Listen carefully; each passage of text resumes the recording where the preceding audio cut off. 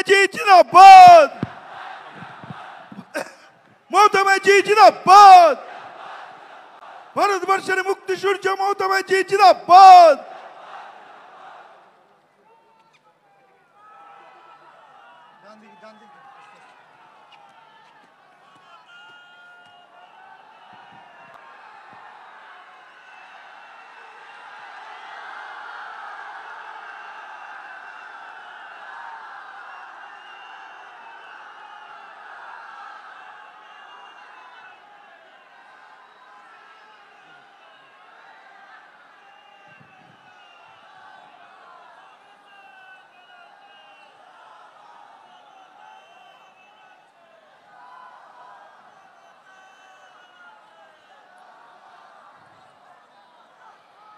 আমার প্রিয়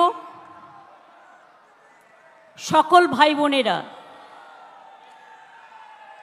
আজকে গুরু পূর্ণিমা।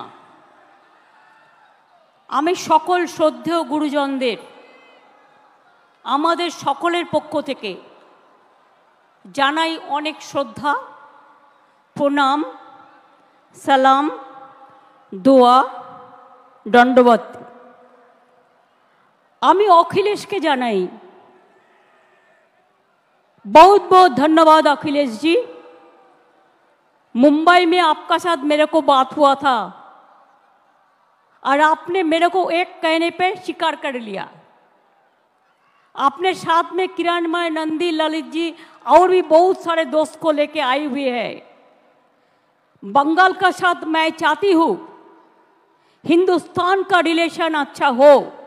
अरे शुरुआत हुआ आपका लिए, आपने आके हम लोगों को बहुत बहुत हम आपको शुक्रिया अदा करती हूँ।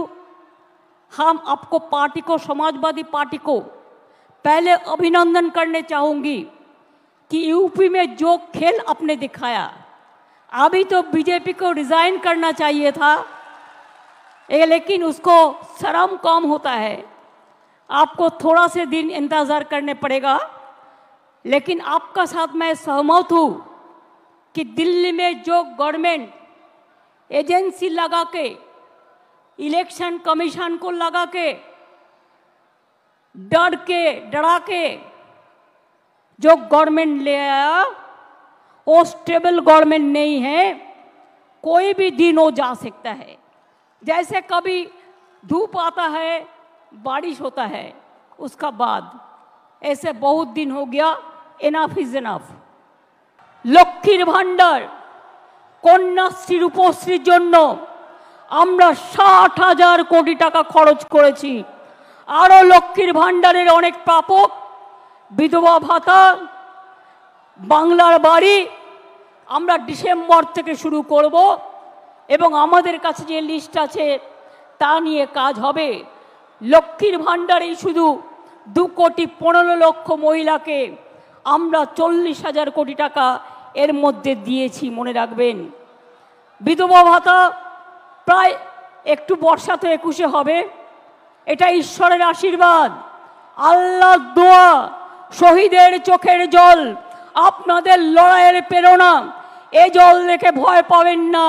রৌদ্র থাকলে বর্ষা আসবেই, বর্ষা থাকলে গরম আসবেই, গরম থাকলে শীত আসবেই।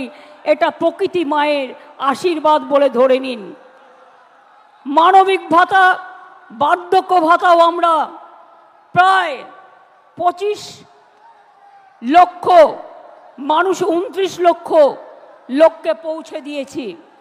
আর স্বাস্থ্য সাথীতে আমরা, মনে রাখবেন, 10,000 কোটি টাকার বেশি স্বাস্থ্য সাথীতে বিনা পয়সায় মানুষকে আমরা চিকিৎসা দিয়েছি।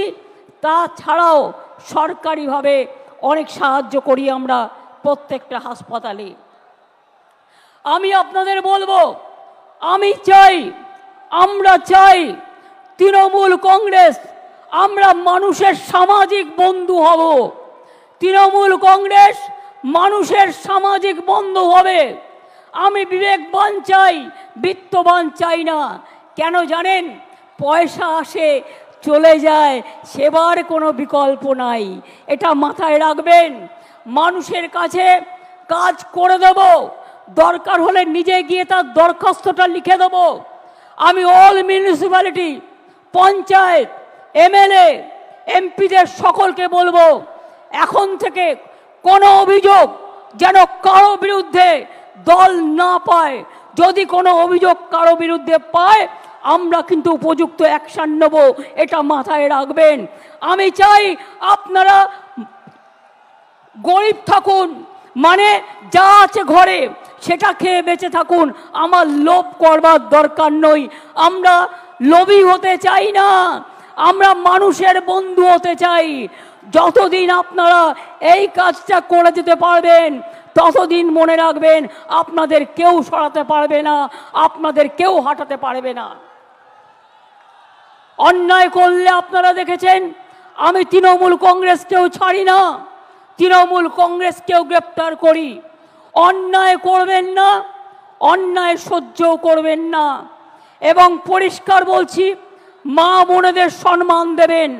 আরও বেশি করে সংখ্যালঘু, schedule caste, schedule tribe, OBC এবং আমাদের হিন্দু, মুসলিম, শিখ, ইসাই সবাইকে সাথে নিয়ে একসাথে বাঁচতে হবে।